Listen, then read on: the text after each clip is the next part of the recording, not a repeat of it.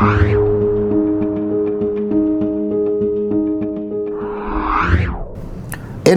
इनकलाब जिंदाबाद जिंदाबाद मोदी जी গদি ছোড়ো। ভারতের রাজধানী দিল্লির যন্তর মন্তর থেকে ভারতের বিভিন্ন অঙ্গরাজ্যে লাখো জনতা আজকে রাস্তায় নেমেছে তরুণদের নেতৃত্বে। স্লোগানে স্লোগানে তাদের কণ্ঠস্বর মুখরিত। তারা তার অধিকারের জন্য রাস্তায় নেমেছে। শিক্ষামন্ত্রীর পদত্যাগ চায়, কারণ বিভিন্ন পরীক্ষায় যে অনিয়ম প্রশ্নপত্র ফাঁস হয়েছে তা নিয়ে গত 1 বছরে 12 জন শিক্ষার্থী আত্মহত্যা করেছে। ভারতের বিখ্যাত বিজ্ঞানী সোনাম ওয়াংচুক, যার চরিত্রের আদলে সেই বিখ্যাত 3 ইডিয়টস সিনেমাটি নির্মিত হয়েছিল এবং আমির খান তার চরিত্রের আদলেই সেই চরিত্রটি সিনেমায় তুলে ধরেছিল। সেই ওয়াংচুক সহ আরও অনেকে প্রায় 21 থেকে 22 দিন ধরে অনশন চালিয়ে যাচ্ছে যাতে শিক্ষামন্ত্রী মিস্টার প্রধান পদত্যাগ করে। এবং শুধু শিক্ষা ব্যবস্থা নয়, ভারতের বিচার ব্যবস্থা সহ দেশ পরিচালনায় যে প্রয়োজনীয় সংস্কারগুলো দরকার সেগুলোর জন্য আজকে ভারতের তরুণরা এই নতুন আন্দোলনের ডাক দিয়েছে। ককরোচ জনতা পার্টির অভিষেক দীপকে, যিনি হাসতে খেলতে সুপ্রিম কোর্টের সর্বোচ্চ বিচারকের একটি মস্করাকে আদলে নিয়ে যেই ককরোচ জনতা পার্টি শুরু করেছিলেন, আজ তা ভারতের সাম্রাজ্যবাদী শাসনকে চোখে চোখ রেখে প্রতিবাদ করে চলেছে। 1 জুলাই থেকে আরেক জুলাই, জুলাই 24 থেকে জুলাই 26 আন্দোলন ছড়িয়ে পড়েছে। 22-এ আমরা দেখেছি কিভাবে শ্রীলঙ্কার মানুষ রাজা পাকসের স্বৈরাচারী শাসকের শাসনের বিরুদ্ধে দাঁড়িয়েছিল। 24-এ তা ছড়িয়ে পড়েছিল বাংলাদেশে, 25-এ নেপালে, 26-এ কি হতে যাচ্ছে।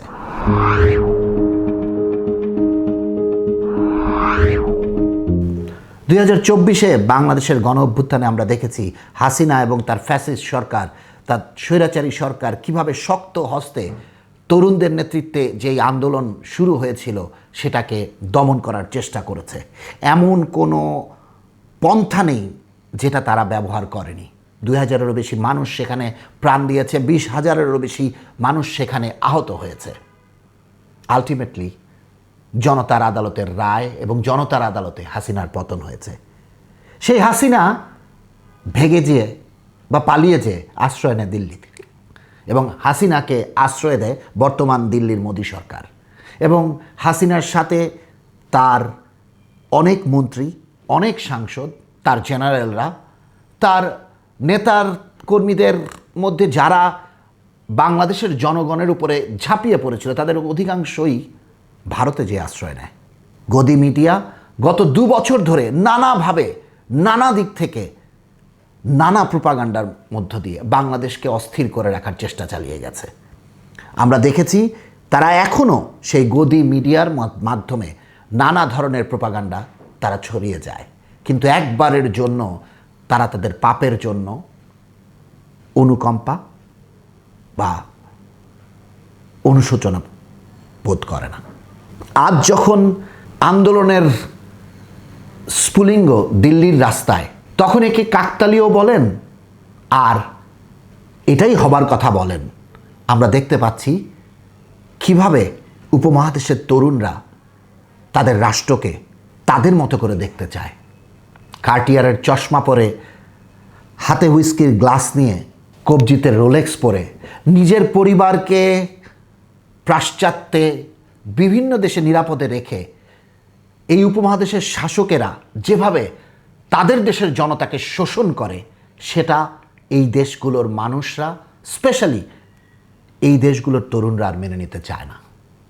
তারই প্রতিফলন ককরোচ জনতা পার্টি, এবং তারই ধারাবাহিকতায় আমরা আরেকটি আন্দোলন তার সূচনা দেখতে পেয়েছি।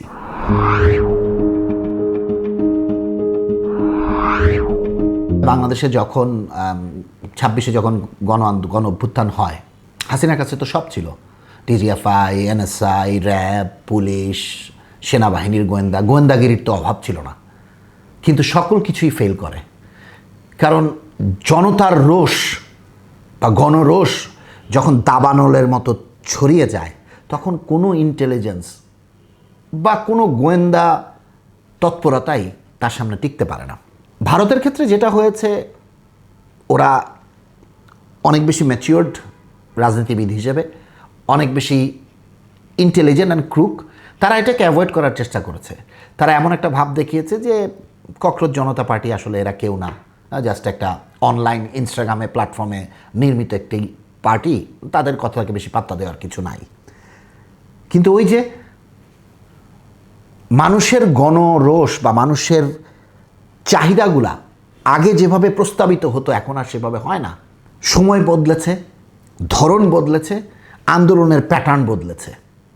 এখন মানুষ অস্ত্র দিয়ে যুদ্ধ করে না, এখন মানুষ যুদ্ধ করে সোশ্যাল মিডিয়াতে। এখন মানুষ ডিজিটালি ছড়িয়ে পড়ে, মানুষের কণ্ঠের আওয়াজ স্পুলিংয়ের মতো ছড়িয়ে পড়ে ডিজিটালি। সো যত চেষ্টাই রাষ্ট্র করুক, রাষ্ট্র কখনো তার দেশের তরুণদের স্পৃহার সাথে কম্পিট করতে পারে না, কারণ তরুণদের যে স্পিরিটটা থাকে এটা সবসময় আপডেটেড থাকে।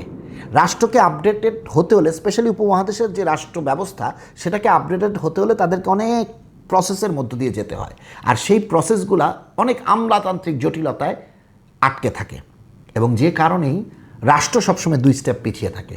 সেটা আমরা শ্রীলঙ্কার ক্ষেত্রে দেখেছি, সেটা আমরা বাংলাদেশের ক্ষেত্রে দেখেছি, সেটা আমরা নেপালের ক্ষেত্রে দেখেছি, এবং আমার বিশ্বাস সেটা আমরা ইন্ডিয়ার ক্ষেত্রেও দেখব। তবে হ্যাঁ, এই যুদ্ধটা সহজ হবে না। দাবানল যখন ছড়িয়ে যাবে, দাউ দাউ করে ভারতে জ্বলবে, কিন্তু সরকারকে ফেলতে হলে সেখানের আন্দোলনটাকে আরও অনেক অনেক শক্তিশালী হতে হবে।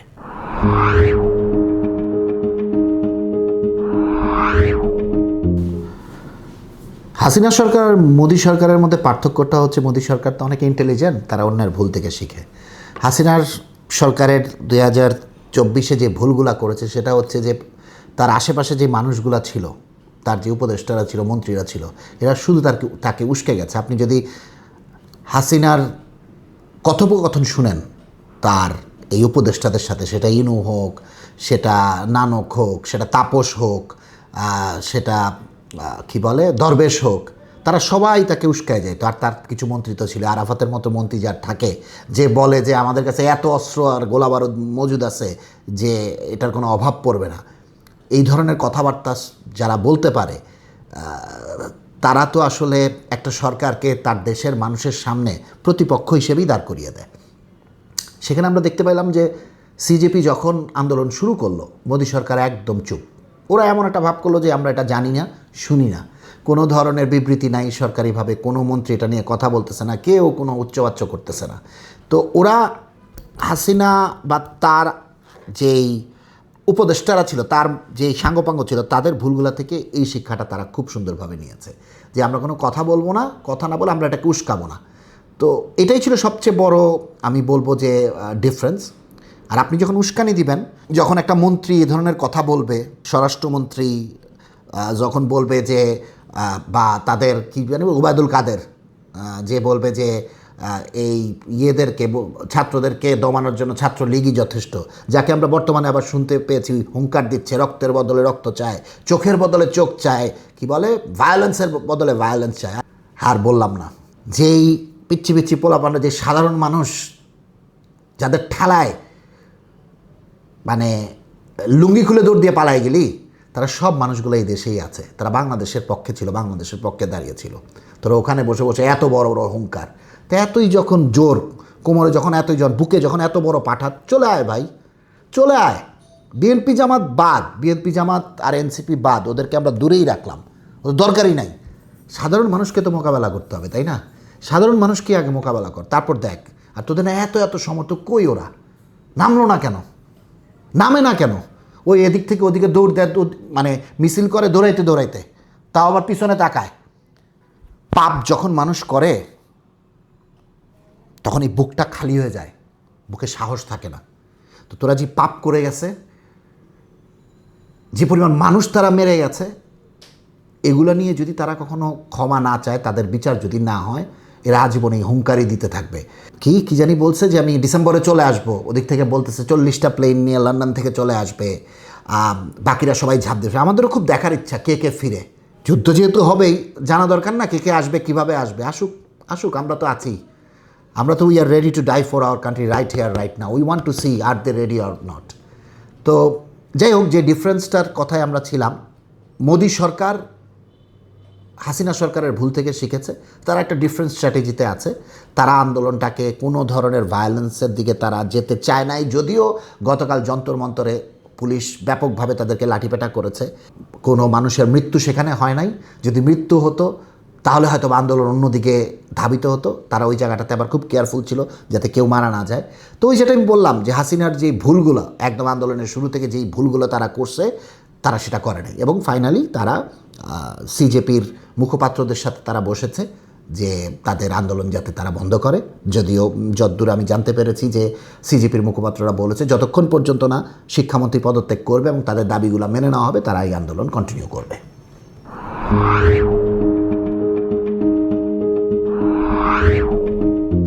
এই ধরনের আন্দোলনকে সফল করতে হলে সবার আগে যেটা দরকার সেটা হচ্ছে সত্যকে সামনে নিয়ে আসা। এমন একটা যুগে আমরা আছি যাদের প্রত্যেকের হাতেই ডিজিটাল ক্যামেরা, ফোনের মধ্যে প্রত্যেকেই কানেক্টেড টু দ্য ওয়ার্ল্ড। কখন কোথায় কি হচ্ছে এবং তারা আসলে কি চায়, আন্দোলন কোন দিকে ধাবিত হচ্ছে, সরকার কিভাবে তাদের উপরে আক্রমণ করছে, এগুলোতে প্রতি মুহূর্তে সেটাকে আপডেট দেওয়া এবং পৃথিবীর সামনে নিয়ে আসা। এখন আর সেই দিন নাই যে কারফিউ জারি করে ইন্টারনেট বন্ধ করে দিয়ে অত্যাচার করে যাবে কিন্তু এটা প্রকাশ পাবে না। যদিও এটার চেষ্টা হাসিনা সরকারও করেছিল 24-এ, মোদি সরকারও গতকাল দিল্লির যন্তর মন্তরের আশেপাশে এলাকাতে ইন্টারনেট অফ করে দিয়েছিল। সো আমার কাছে মনে হয় যে ভারতের তরুণরা, তাদের উচিত তাদের তথ্য প্রবাহকে ছড়িয়ে দেওয়া এবং ঐক্যবদ্ধ থাকা, এবং এই আন্দোলন যাতে কোনোভাবেই কোনো পলিটিক্যাল পার্টি এটার অ্যাডভান্টেজ না নেয়। যেটা আমরা দেখেছি কংগ্রেস এখনও ব্যাকফুটে খেলছে। ছোটোখাটো পার্টিগুলো যদিও তাদের সাথে একাত্মতা প্রকাশ করেছে, যেমন আম আদমি পার্টি বা তৃণমূল কংগ্রেসের নেতৃবৃন্দরা ওখানে গিয়েছে। রাহুল গান্ধীও সেখানে তার বক্তব্য দিয়েছে, বাট এটাকে কোনো পলিটিক্যাল যে কোনো একটা দলের আন্দোলন হিসেবে এটা যাতে রূপ না নেয়, যেটা আমরা 24-এ বাংলাদেশেও দেখেছি, যেটা কোনো দলের আন্দোলন ছিল না। হ্যাঁ, সেখানে অবশ্যই বিএনপির লোকজন ছিল, বিএনপির নেতাকর্মীরা ছিল, জামাতের নেতাকর্মীরা ছিল, ওরা তো থাকবেই, ওদের প্রতিপক্ষ ছিল আওয়ামী লীগ। ঠিক তেমনি বিজেপির যারা প্রতিপক্ষ, তাদের উচিত হবে ছাত্রদেরকে ইনফ্যান্ট্রি রেখে তাদের পেছনে দাঁড়ানো, ঠিক যেভাবে আমাদের আন্দোলনে 24-এ ছাত্রদেরকে ইনফ্যান্ট্রি রেখে আমরা সবাই তাদের পেছনে দাঁড়িয়েছিলাম, তাদেরকে আমরা সাপোর্ট দিয়ে গিয়েছিলাম।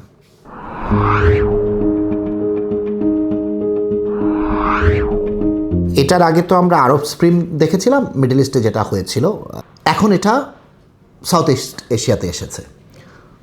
আমাদের এখানে আন্দোলন হওয়ার কারণ হচ্ছে আমাদের যেই ডেমোক্রেসি, তথাকথিত ডেমোক্রেসিটা আছে এই সাউথ এশিয়ান বেল্টে, এটা এখনও একটা স্ট্যান্ডার্ড লেভেলে যায় নাই।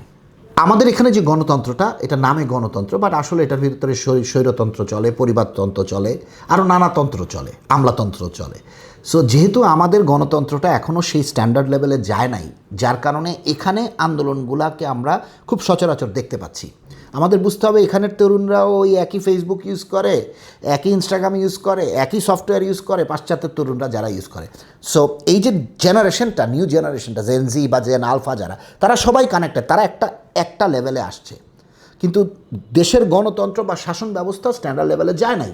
সো এই যে একটা ডিফারেন্স, যে জেনারেশন আপডেটেড হয়ে গেছে বাট রাষ্ট্র আপডেটেড হয় নাই, এই কারণেই ক্ল্যাশটা আমরা সাউথ ইস্ট এশিয়াতে অনেক বেশি দেখতে পাচ্ছি।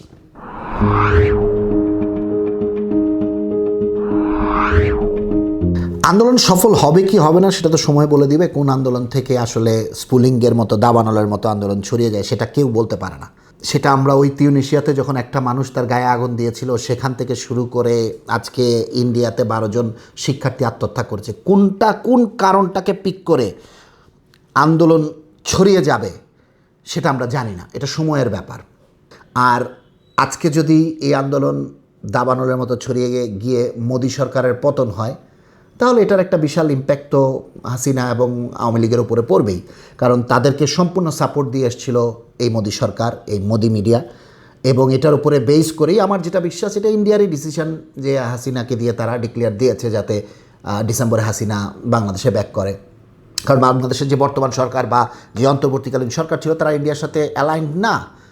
এই মুহূর্তে বাংলাদেশ একটা উদার পন্থা পররাষ্ট্রনীতিতে আছে, যে আমার সাথে যেই দেশ, সেটা চীন হোক, সেটা মালয়েশিয়া হোক, সেটা জাপান হোক, সেটা আমেরিকা হোক, যেই আমার সাথে মিউচুয়াল আন্ডারস্ট্যান্ডিংয়ে আসবে তার সাথেই আমি কাজ করব।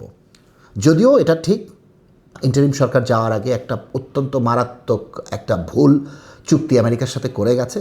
আমি যেটা বলবো যে এই যে হাসিনা ডিসেম্বরে আসতেছে, এটা ইন্ডিয়ার প্ল্যান। কারণ তারা দেখছে যে তারা একটা বর্তমান স্টেবল বাংলাদেশের সাথে তারা অ্যালাইনমেন্টে আসতে পারতেছে না, তাই তারা বাংলাদেশকে স্টেবল চায় না।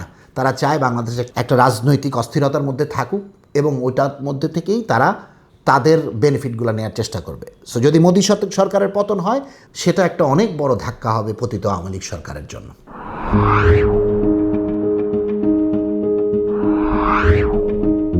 আওয়ামী লীগ মিডিয়া যারা আছে তারা সবসময় বলে যে ইন্টারিম সরকার এমন কোনো চুক্তি দেখাতে পারে নাই ভারতের সাথে যেটা অসম ছিল। আমি জানি না আসলে তারা কি খায়, কোন ধরনের ড্রাগস তারা নেয় আমি জানি না। তারা কি রামপাল দেখে নাই? তারা কি জানতো না আমাদের বন্দর ইন্ডিয়ার কাছে দিয়ে দেওয়া হচ্ছিল? তারা কি জানে না কী পরিমাণ কুইক রেন্টাল এখানে আদানির মাধ্যমে বা ইন্ডিয়ার থেকে আনা হয়েছিল? তারা কি জানে না যে বাংলাদেশের মধ্য দিয়ে ইন্ডিয়ার রেলওয়ে স্থাপন করার একটা প্রক্রিয়া অলমোস্ট ফাইনাল হয়ে গিয়েছিল? তারা কি জানে না যে বাংলাদেশকে ইন্ডিয়ার সাথে কানেক্ট করার জন্য একটা রাস্তা নিয়ে অলরেডি ইন্ডিয়া সিলেটের হয়ে মেঘালয় হয়ে কাজ করতেছিল? তো এগুলো চুক্তি ছাড়া কীভাবে হয়? তো যাই হোক, ওদের কথা আসলে বলে তো লাভ নাই। যারা মানুষ মেরে স্বীকার করতে পারে না যে মানুষ মারছি, সারা পৃথিবী দেখছে যেটা, এটাই যারা স্বীকার করে না তাদের তো আসলে কোনো ইমানও নাই, কোনো নীতিও নাই। তো বাংলাদেশ সরকারের উচিত, আমি বলবো, ইন্ডিয়ার সাথে যতটুকু সম্ভব একটা সুষম নীতি, পররাষ্ট্রনীতি বজায় রাখা এবং তাদেরকে বলা, আমি তোমার শত্রুও না, আমি তোমার বন্ধুও না, আমি তোমার নেইবার। তুমি আমাকে সম্মান দিলে তুমি সম্মান পাবা, তুমি আমাকে ডিসরেসপেক্ট করলে আমার কাছ থেকে তুমি ডিসরেসপেক্ট পাবা। তোমার সাথে আমার কোনো দ্বন্দ্ব নাই। আর আমি ছোট তাই বলে তুমি আমাকে সাপ্রেস করে রাখবা, সেটা আর চলবে না। কর্তৃত্ববাদের ছায়ায় বাংলাদেশ আর ইন্ডিয়ার সাথে কোনো ধরনের পররাষ্ট্রনীতি বা কোনো নীতিতেই কথা বলবে না।